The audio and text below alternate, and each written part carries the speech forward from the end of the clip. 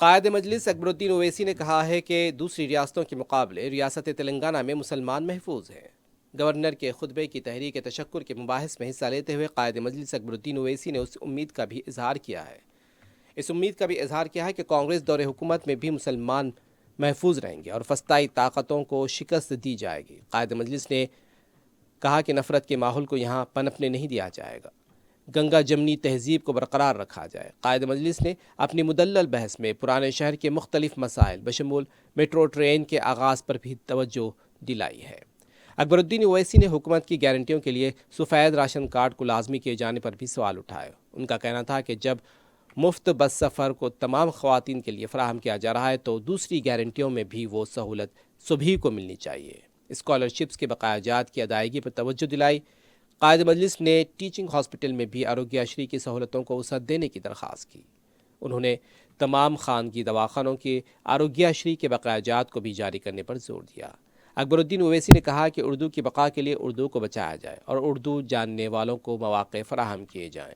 Corporations میں بھی مسلمانوں کو بھی نمائندگی کی درخواست کی ہے۔ قائد مجلس نے کہا کہ ہم صرف ہمارے مسائل کا حل چاہتے ہیں، ہمارے ساتھ دوسرے درجے کا سلوک نہ ہو۔ قائد مجلس نے کہا کہ رمضان کے انتظامات کے سلسلے میں اجلاس جلد طلب کرنے کی درخواست کی گئی۔ انہوں نے کہا کہ لوک سبھا انتخابات کا اعلامیہ جاری ہو سکتا ہے، اس لیے رمضان کے انتظامات کے لیے جلد اجلاس طلب کیا جائے تاکہ تمام کاموں کو انجام دیا جا سکے۔ نظامیہ طبی کالج کے کام کو شروع کرنے اور دوسرے مسائل پر بھی قائد مجلس نے توجہ دلائی۔ بعض ہاسپٹلز کو ترقی دینے سے متعلق جیو کی اجرائی کے لیکن کاموں کی عدم تکمیل پر بھی اکبر اویسی نے حکومت کو توجہ دلائی ہے کہ مجلس اتحاد المسلمین اپنے احیا سے لے کر آج تک ملک کی ترقی و خوشحالی میں اور ریاست کی ترقی و خوشحالی کے لیے اپنے مؤثر نمائندگی کو پیش کرتی رہی۔ مجلس اتحاد المسلمین نے اپنی جدوجہد میں ایوان میں پچھڑے ہوئے طبقات، کمزور طبقات و بالخصوص مسلمان جو سب سے پیچھے ہیں تعلیم کے میدان میں، معاشی میدان میں، روزگار میں جو پیچھے ہیں، پچھڑے ہوئے ہیں، ان کو آگے لانے کی ایک بھرپور کوشش کی۔ اور اس کوشش کو لوگوں نے کبھی فرقہ پرستی کا نام دیا تو لوگوں نے مسلم پرستی کا نام دیا، لیکن ہم نے ان آوازوں کی پرواہ نہیں کی۔ اگر آج ہم اس ایوان میں آتے ہیں، چاہے میں ہوں یا کوئی اور ہو، کسی بھی پارٹی سے تعلق رکھتے ہوں، ان کی ذمہ داری یہ ہوتی ہے کہ وہ پچھڑے ہوئے اور کمزور طبقات کو آگے لانے کی کوشش کریں۔ اور اس حقیقت سے کوئی انکار نہیں کر سکتا کہ زندگی کے ہر شعبے میں سب سے پچھڑا ہوا، سب سے پیچھے اگر کوئی ہے تو وہ اس ملک کا سب سے بڑی اقلیت مسلمان ہے۔ ہندوستان میں آج مسلمان کو دوسرے درجے کے شہری بنانے کی ایک کوشش کی جا رہی ہے اور مجلس اتحاد المسلمین کو مسلم پرست یا فرقہ پرست کہا جا رہا ہے۔ میں بے شک یہاں کھڑا ہوں تو بحیثیت ایک ہندوستانی مسلمان کی حیثیت سے کھڑا ہوں، اور میں یہاں کھڑا ہوں تو تلنگانہ کی ترقی و خوشحالی کی ایک فکر لے کر، ایک خواب کو لے کر یہاں کھڑا ہوں۔ اور اگر میں یہاں کھڑا ہوں تو یہ فکر، یہ خواب اور اس کوشش کو آگے بڑھانے کے لیے کھڑا ہوں کہ مسلمانوں کی کمزوری کو دور کروں اور ان کو بھی آگے بڑھاؤں تاکہ وہ یہ محسوس کر سکیں کہ ہاں، ہم اس ملک کے دوسرے درجے کے شہری نہیں، ہم بھی اس ملک کے برابر کے حصے دار ہیں اور اس ریاست کی خوشحالی میں ہم کو بھی حصہ ملے گا، اس ریاست اور ملک کی ترقی میں ہم کو بھی حصے دار بنایا جائے گا۔ اور سینکشن اور ایلوکیشن ہونا ہے، اس میں کئی چیزیں ہیں۔ through you I request Honorable Chief Minister Saab to kindly call for this geo number wherein we had proposed work worth 1,217 crores wherein there are flyovers اور اس میں کئی چیزیں ہیں، روڈ وائڈننگز ہیں۔ اگر آپ اس کو دیکھ کے فیز مینر میں، I know what is the financial position of the state. I would not make any demand which is impossible, sir. But I would request phase manner में थोड़ा थोड़ा पैसा देकर अगर हम ये जियो और ये प्रपोजल्स को कंप्लीट करेंगे तो ओल्ड सिटी के कंजेशन को हम दूर कर सकेंगे।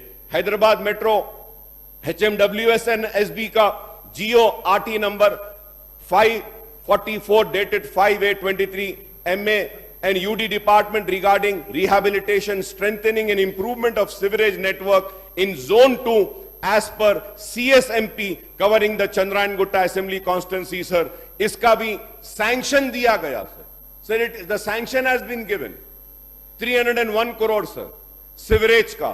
तो ये काम को भी फेज वाइज अगर आप करेंगे तो मैं हुकूमत का ममनून रहूंगा, मशकूर रहूंगा, sir. Also sir, about the hospitals for old city, मैं honourable through you sir, I would like to bring to the important और notice of the in charge minister साहब मिस्टर पूनम प्रभाकर साहब हु इज देयर हियर, मैं उनकी तवज्जो में भी लाना चाहता हूं ये मसाइल को कि हॉस्पिटल्स के ताल्लुक से जियो RT number 573 renovation restoration of heritage building of government Nizamia तिबी college जिसकी लागत 52.50 करोड़ है, इसका जियो निकला है। इसको भी अगर आप काम को शुरू करेंगे, Nizamia तिबी college, sir the girls are staying there, the girls hostel is very bad. और एक सबसे बड़ा मसला है, मैं ऑनरेबल चीफ मिनिस्टर साहब का इंटरवेंशन चाहूंगा इस पर, हेल्थ मिनिस्टर साहब की तवज्जो चाहूंगा कि जितने जो निजामिया तिबी कॉलेज के डॉक्टर्स हैं उनको वापस भेजा जा रहा है अपने पेरेंट डिपार्टमेंट में जहां से हर महकमे में कर रहे हैं। अगर ये लोग चले जाएंगे तो निजामिया तिबी कॉलेज के एजुकेशन और तालीम पर असर होगा। तो sir, this is pertaining to regarding to building regularization scheme, sir, for which people have applied. The court has given a stay, sir, and unfortunately the GHMC and the government, the BRS government, never pursued the case. लोग घर बना लिए हैं साहब, building regularisation में डाल चुके हैं।